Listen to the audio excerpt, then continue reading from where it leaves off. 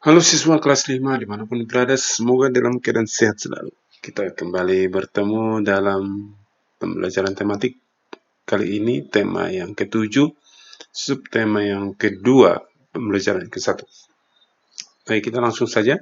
Terbentuknya Negara Kesatuan Republik Indonesia tidak hanya cukup dengan pembacaan naskah proklamasi kemerdekaan pada tanggal 17 Agustus 1945. Namun, terbentuknya Negara Kesatuan Republik Indonesia melalui berbagai tahapan dan peristiwa. Tahapan dan peristiwa memperkukuh terbentuknya Negara Kesatuan Republik Indonesia. Saat ini pun kita masih harus tetap mempertahankan kedaulatan negara. Proklamasi menjadi peristiwa paling bersejarah bagi bangsa Indonesia. Proklamasi menjadi tonggak sejarah berdirinya bangsa Indonesia menjadi negara yang merdeka dan berdaulat. Proklamasi menjadikan bangsa Indonesia terlepas dari penjajahan. Proklamasi juga menjadi awal bagi bangsa Indonesia untuk menentukan nasibnya sendiri. Pada akhirnya bulan Juli 1945, Jepang menyetujui pemberian kemerdekaan kepada Indonesia pada tanggal 1 September 1945. Namun, pada tanggal 6 dan 9 Agustus 1945, bom atom dijatuhkan sekutu di kota Hiroshima dan Nagasaki.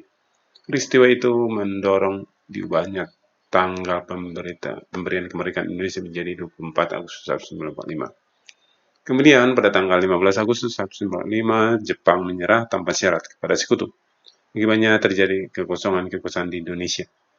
Kesempatan ini lah yang kemudian dimanfaatkan oleh bangsa Indonesia untuk memperkokoh kemerdekaan. Bacalah bacaan berikut dengan seksama. Ya, tadi sudah kita baca pengantar tentang proklamasi.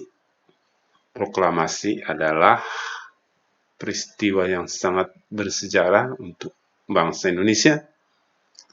Dibacakan pada tanggal 17 Agustus 1945 oleh Bapak Proklamator kita, Insinyur Soekarno. Nah, nanti ayo membaca, silakan dibaca peristiwa membaca teks proklamasi.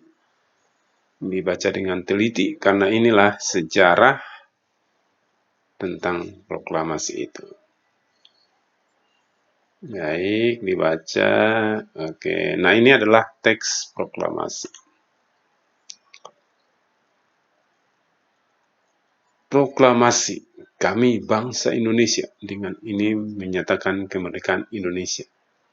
Hal-hal yang mengenai pemilihan kekuasaan dan lain-lain diselenggarakan dengan cara seksama dan dalam tempo yang sesingkat-singkatnya. Jakarta, 17 Agustus 1945, senama bangsa Indonesia, Soekarno. Nah, ini menggunakan ejaan yang lama, ya. Nah, sekarang sudah disempurnakan. Baik, terlihat juga di layar peristiwa pembacaan teks proklamasi, pengumuman atau mengumumkan bahwa Indonesia merdeka. Sesaat setelah pembacaan proklamasi kemerdekaan dilanjutkan upacara pengibaran bendera merah putih. Bendera Sangsaka merah putih dijahit oleh Ibu Fatmawati Soekarno. Suhud mengambil bendera dari atas baki nampan yang telah disediakan dan mengibarkannya dengan bantuan Sodanko Latif Hendraningrat. Kemudian sang merah putih mulai dinaikkan dan hadirin yang datang bersama-sama menyanyikan lagu Indonesia Raya. Bendera dinaikkan perlahan-lahan menyesuaikan syair lagu Indonesia Raya. Sesuai pengibaran bendera merah putih, acara dilanjutkan sambutan dari Wali Kota Suwiryo dan Dr. Muwardi. Setelah membaca teks di atas, kalian dapat menjawab pertanyaan-pertanyaan di bawah ini. Oke. Kita next. Ayo berlatih. Ayo temukan kosakata baku dan tidak baku pada bacaan yang berjudul peristiwa bacaan teks proklamasi. Teks kosakata baku maksudnya berdasarkan Kamus Besar Bahasa Indonesia. Nah, itu maksudnya berdasarkan Kamus Bahasa Indonesia, Kamus Besar Bahasa Indonesia. Kalau tidak baku, ya tidak berdasarkan Kamus Besar Bahasa Indonesia. Bisa didapat dari bahasa sehari-hari, bahasa-bahasa yang umum bergaul gitu ya. Tapi kalau kosakata baku itu adalah sudah pasti harus berdasarkan kaidah atau aturan dari Kamus Besar Bahasa Indonesia KBBI. Oke, kita langsung saja. Nanti kamu kalau di rumah ada Kamus Besar Bahasa Indonesia boleh dibuka, kata proklamasi boleh dicari misalnya. Nanti kamu melihat huruf abjad P ya, dicari supaya gampang. Nanti temukan apa arti dari proklamasi. Kalau belum paham cara membuka kamus, silakan minta bantuan dari orang tua untuk saudara di rumah untuk membantu cara mencari setiap kata yang kita inginkan. Baiklah, kita anggap dulu ini misalnya kosakata baku adalah proklamasi. Nah, kata proklamasi kemudian artinya mengumumkan atau menyampaikan. Kemudian kosakata baku upacara, protokol. Contoh kosakata tidak baku. Nah, ini nampan. Artinya bagi sama, nampan sama. Cuma tidak menggunakan bukan yang baku. Kalau yang baku harus berdasarkan kamus. Ya. Ayo menulis, dijawab pertanyaan-pertanyaan yang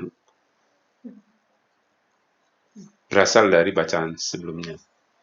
Dengan membaca teks yang sudah kita lewatin tadi, jadi kamu bisa menjawab pertanyaan-pertanyaan ini. Bisa menjawab pertanyaan-pertanyaan ini. Ini juga, ini juga. Oke. Sama ini, jangan lupa 5.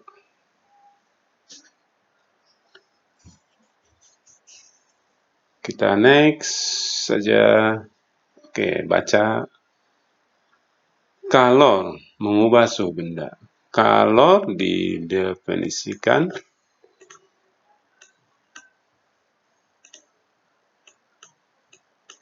sebagai energi panas yang dimiliki oleh benda. Secara umum, mengetahui adanya kalor yang dimiliki oleh benda dapat dilakukan dengan cara mengukur suhu benda tersebut.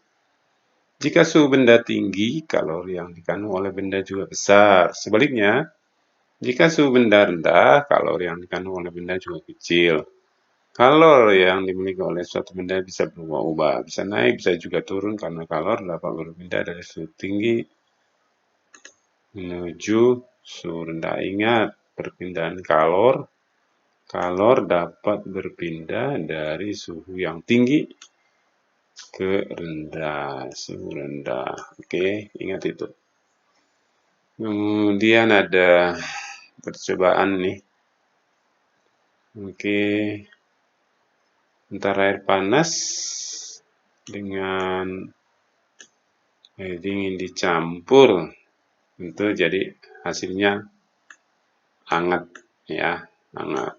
Oke.